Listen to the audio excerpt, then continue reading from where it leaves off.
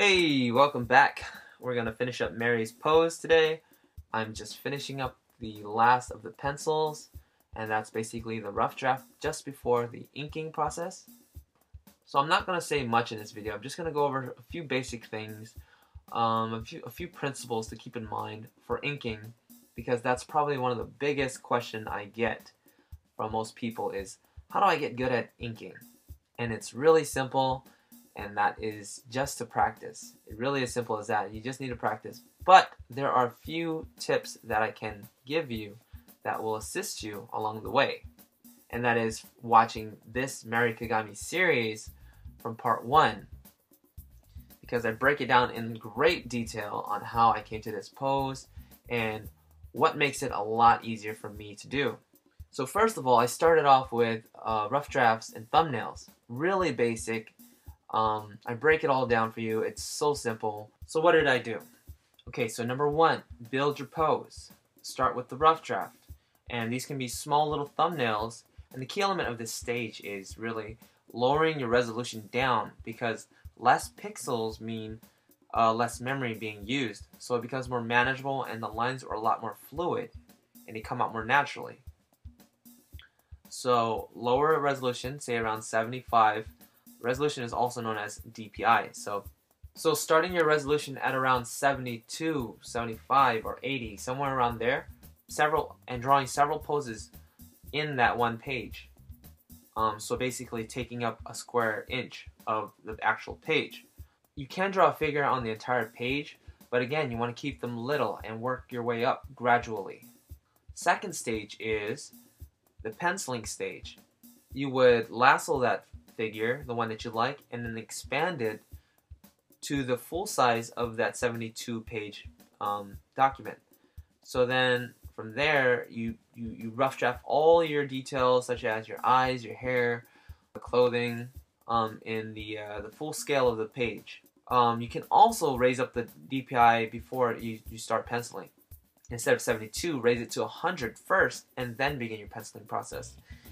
Again, the lower resolution will help make it feel a lot easier. Stage number 3 is the inking process. So once you're ready to ink, you have all your information down. You raise up the resolution up to around 150, not too high, and you just begin inking. And really, it all comes down to practice. The more you practice, the better you get. And you might feel like you're not improving, but that's because you're not giving it enough time. So go to sleep, come back and hit the canvas the next day and see how much easier it's going to get. You gotta sleep on it and let it simmer in your system, and you will see the difference. If you take 5 drawings later and then compare it to your first one, trust me, if you're not seeing any improvements, I'm sorry, I'm a doo-doo head. And I'll grant you 5 slaps if you can find me. It's a win-win. Now this whole process of raising your resolution as you go has everything to do with your inking process. Drawing in a smaller format keeps your drawing simple and easier to understand. And also drawing smaller creates a lot of nice little accidents and nuances that will inspire you later for when you're inking. The difference from starting on a small document and a large document is like if you were to trace over a pile of Legos as opposed to tracing over a picture of a junkyard. So again, it's all about process and it's all about one thing at a time. So how do you ink? Your lines should not be hairy, okay? So every single idea you're trying to convey, whether that is a turn in the muscle, or a turn in the hair, or a turn in the eye, it should be shown with one stroke. That's just my technique anyway. A really useful technique that I use for inking is the rotate tool. And to do that on Manga Studio is you can hold on Shift and Spacebar, and you can rotate it so the picture's at an angle where your wrist is a lot more comfortable for inking. So for me anyway, the most comfortable stroke is from upper right to bottom left. If you can just rotate your canvas so that every single angle is in that direction, then your lines will be a lot cleaner. Now I don't do that for every single line, but when lines get really difficult or when they go the opposite direction. The last tip that I can think of that helps with inking is zooming in. In the very beginning stages of my inking career, I would always zoom in as close as I can, because when you're zoomed in, there's less room for error, like the whole Lego to junkyard comparison. You're basically writing on a line. A good analogy would be like shooting a target from 5 feet as opposed to 100 feet. It's a lot easier when you're standing just 5 feet away. And if you miss, then all you gotta do is basically go point blank and remove that 5 feet. Same thing. Smaller steps within smaller steps until you get better. And the more comfortable you get, the more you can zoom out. So it doesn't just, you don't hit the ground running. You know what I mean? You gotta crawl before you walk and walk before you run. This is a rule that I live by, one step at a time. How do you eat an elephant? The only way, one piece at a time. Unless it's like a bite-sized elephant.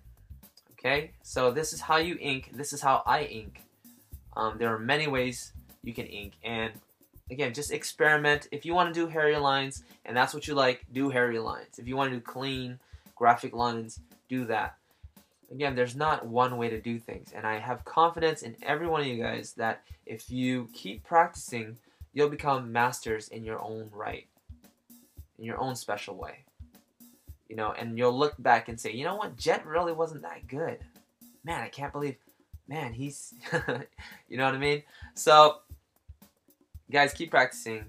You'll be fine. Don't stress it. Just have fun. Okay? Alright, I'm just going to let this video go now. Thanks so much for watching. I'll catch you guys later. Peace.